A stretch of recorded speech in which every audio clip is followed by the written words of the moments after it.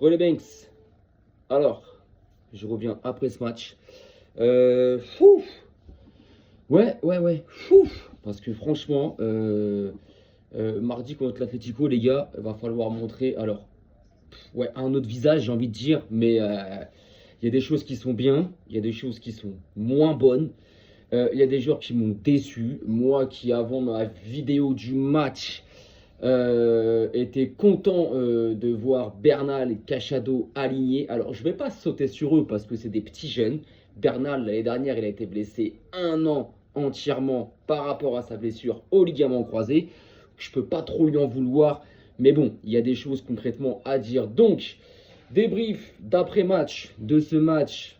Répétition du Barça contre Alaves. Victoire du FC Barcelone 2-1. Logique. 3-1, excusez-moi, 3-1, tellement que waouh. 3-1, logique. Dans l'ensemble du match, logique sur cette deuxième période. Le Barça domine totalement Alaves, à part sur les 10 dernières minutes où concrètement on flanchait physiquement, où mentalement il y avait une crainte, il y a eu une peur, ou je sais pas ce qu'il y avait, mais il y avait quelque chose qui faisait que l'équipe dans les 10 dernières minutes, elle n'était pas à l'aise. Elle n'arrivait plus à garder le ballon, ça défendait mal, tu sentais qu'il y avait de la panique, il y avait de la peur, et j'ai envie de dire que heureusement en face c'est Alaves, parce que si c'est une toute autre équipe d'un autre calibre, concrètement tu peux te manger le but du 2-2 en fait. Bon, première mi-temps, concrètement, ce premier but dès la 55e seconde de jeu qu'on prend sur corner. Alors, grossière erreur tout d'abord de Caicedo. Qu'est-ce que tu fais, une espèce d'acrobatie là, mon gars là? Je sais pas moi, fonce vers le ballon, mets une tête, envoie-la en touche ou remets-la en corner. Qu'est-ce que tu tentes une acrobatie, ce qui fait que tu la renvoies derrière à ton deuxième poteau, Bernal, qui est sur le passeur décisif de ce but-là d'Alaves. Mais rien. Il nous a fait une Araujo, les gars. Un selfie, il n'a pas bougé. Il a laissé l'autre passer devant, l'autre met son pied en opposition, ce qui fait que ça fait une passe décisive et en gros, Alaves ouvre le score. Donc, deux grossières erreurs sur le premier but.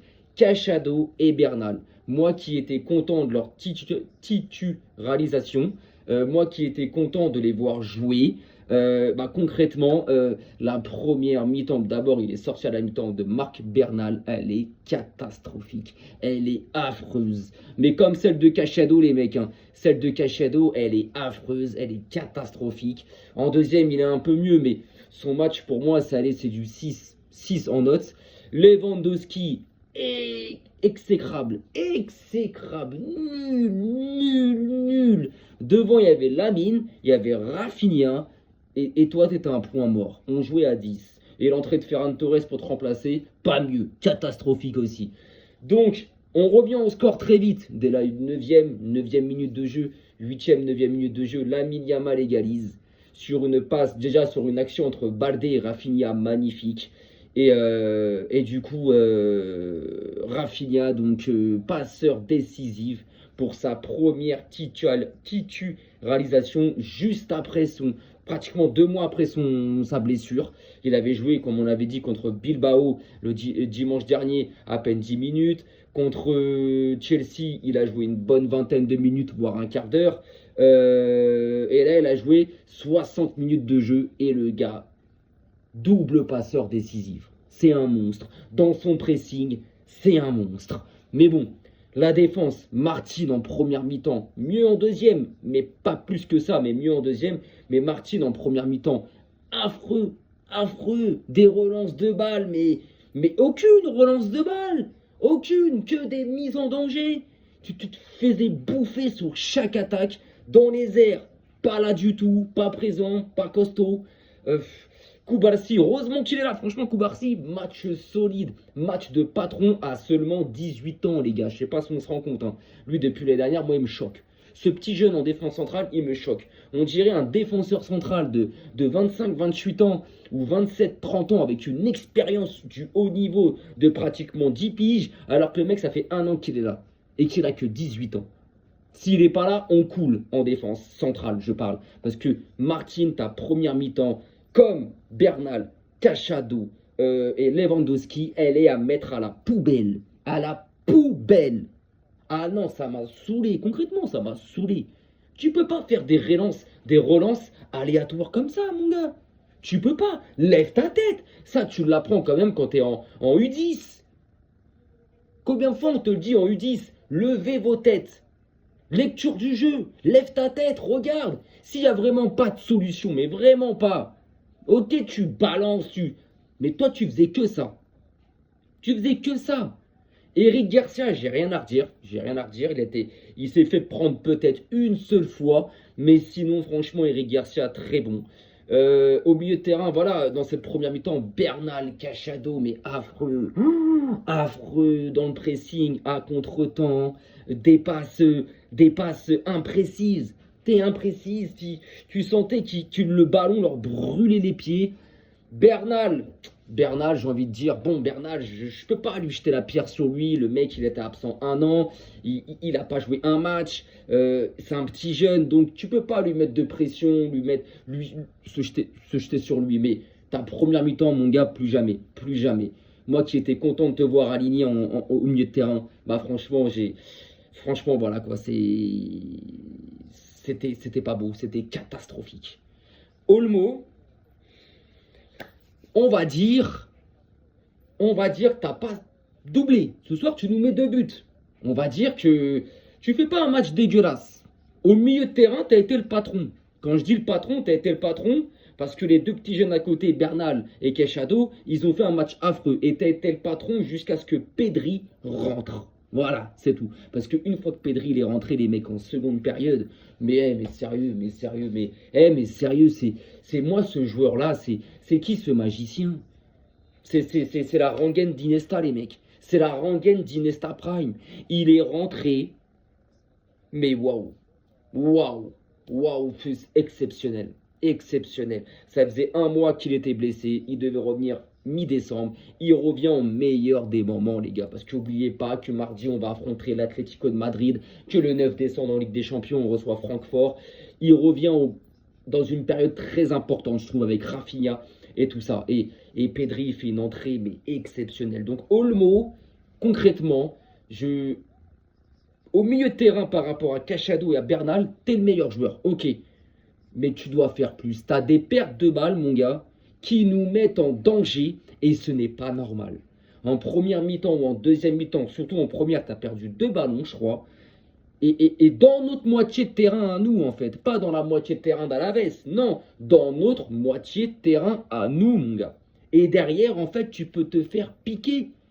Tu peux te faire foudroyer. Si c'est pas Alaves, si c'est une top équipe, tu te fais foudroyer. Si mardi tu fais ça, mais en face, t'as du Alvarez, t'as du Sorloth, t'as du Simone, t'as du Griezmann.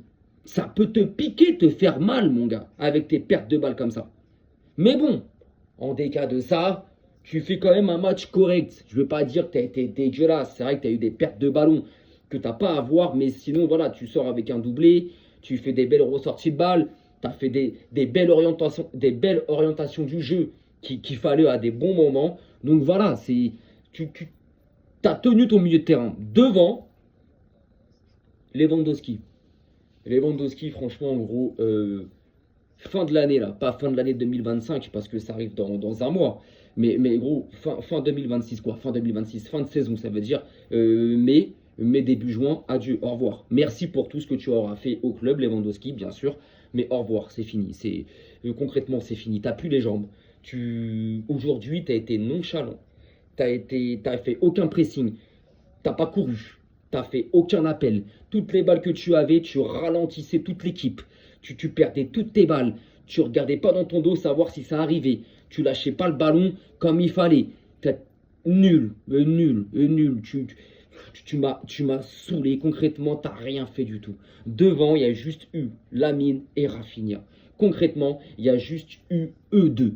Yamal, passe décisive sur le but d'Olmo. But de Monaco, les mecs. Désolé, je le dis en direct parce que je suis devant le match. But de Monaco, de Minamino. 68e minute de jeu. Mais enfin bref. Donc Lewandowski, non. Franchement, Lewando, t'as été affreux. Sans Lamine, sans Rafinha. Il n'y avait rien. Tu bouges pas, tu restes comme un i, planté comme un i dans de l'herbe, mon gars. Rien du tout, mon gars. T'as rien proposé, mon gars. Rien proposé. Rafinha, merci. Heureusement que tu reviens. 2 mois d'absence de Rafinha, on l'a ressenti, les mecs. Je vous dis, on l'a ressenti, les gars. Parce que dans le pressing, le mec, c'est un chien. C'est un chien. Il cavale, il aboie partout. Il rechigne pas. Il y va, ses passes, ses appels de balles. Les appels de balles de zinzin qu'il a, Rafinha, c'est un truc de ouf. Comment il a un pouvoir qui est fait pour déstabiliser un bloc, qui est énorme, Rafinha. Avec ses appels de balles, il arrive à te déstabiliser un bloc et une équipe entière. C'est lunaire. Lamine Yamal et Rafinha, double passeur décisif. Double passeur décisif, de passe D, les gars. De passe D. Et franchement, et Lamine Yamal, gros match, hein, fort dans les dribbles. Qu'est-ce qu'il est fort. Qu'est-ce qu'il est fort. Il est buteur, il est passeur décisif sur ce match-là. Il fait un match pour moi complet. Maintenant, pour moi, le hic, le petit truc que j'ai, et c'est pas lui, mais à un moment donné, arrête de trop coller la ligne. Rentre dans le cœur du jeu. Rentre dans le cœur du jeu, mon gars. Rentre dans le cœur du jeu, mon gars. Tu peux faire encore plus de salles. Parce que à force d'être collé sur la ligne, oui, tu vas éliminer ton adversaire direct. Oui, mais les adversaires vont s'adapter, vont savoir. Ok, lui, il va être collé là-bas. Il suffit qu'il te fasse un marquage à 2 et c'est fini. Bon, tu laisseras des décalages sur le côté, d'accord. C'est pas fou. Mais tu as les moyens. Tu as le jeu pour. Maintenant, c'est vrai que c'est les consignes de Flink. Et c'est compliqué d'aller à l'encontre des consignes de ton coach. C'est vrai que c'est compliqué. Surtout si derrière, l'équipe adverse égalise ou gagne le match. Ça veut dire que tu auras eu faux dans ta vision de ton jeu, tu vois. Mais Lamine Yamal, rien à dire, les gars. Rien à dire. Donc sur ce match-là, on a souffert sur les 10 dernières minutes de jeu, ce qui n'est pas normal, parce qu'en face, c'était Alaves, les gars. C'était Alaves en face. Mais globalement, dans le match, les gars, on mérite cette victoire. On mérite les 3 points. On reprend la première place au classement. Le Real joue demain soir à Girona. Bon, je pense que le Real de base, alors je dirais pas que ça doit gagner vu qu'ils sont dans le dur eux aussi. Et surtout qu'ils ont des faveurs de l'arbitre à chaque fois avec eux. Mais je pense que demain le Real, ça va peut-être récupérer sa première place. Mais en tout cas, voilà, on leur met une pression énorme. De jouer à Girona, c'est jamais facile, mais bon, Girona, c'est plus la même équipe qu'il y a 2-3 ans. C'est très très moyen, voire même très mauvais. Donc sur ce match-là, non, le Barça mérite sa victoire. Le Barça n'est pas encore, quand je dis guéri, n'est pas encore guéri de cette défaite à Chelsea. Mais je pense qu'avec les arrivées de Rafinha, le retour de Rafinha, le retour de Pedri, quand ce 11 va vraiment s'installer, je pense qu'on va retrouver cette équipe du Barça qui nous avait fait tant plaisir l'année dernière. Donc content quand même, parce qu'on sort de ce match-là avec les 3 points. Yohan Garcia.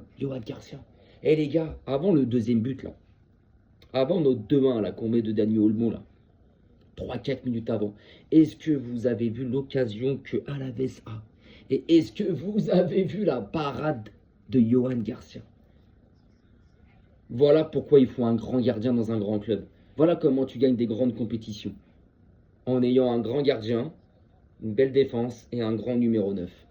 Et franchement, mais Yohan Garcia, exceptionnel. Parce que, à part cette parade-là, il n'a pas eu grand-chose à faire du match. Mais il te sort 2-3 ballons. Mais super important, les gars. Super important, faut s'en rendre compte. Les ballons qu'il nous sort, les gars. Super important. Donc non, victoire méritée. Même si en fin de match, c'est un peu plus compliqué et tout. Dans l'ensemble du match, le Barça domine. Le Barça mérite. Le Barça aurait même dû à un moment donné mais prendre de l'avance beaucoup plus tôt dans le match. Mais c'est les aléas du football, c'est comme ça. Mais en tout cas, voilà, victoire.